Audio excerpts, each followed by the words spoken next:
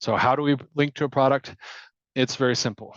We link to a search page. You can either use a keyword like the picture on the right, or you can link to the branded product ID, right?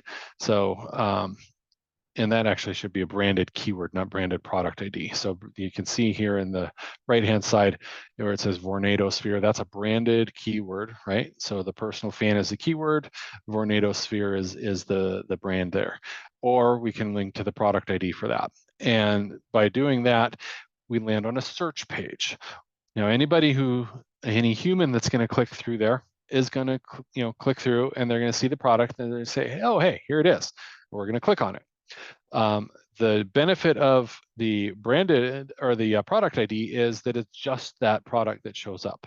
If you go with that branded keyword, you can see where it's still picking up the brand, but now it's showing a few other options that are similar to that. So it's in this case, since it's personal fan, it's matching, personal air circulator fan too.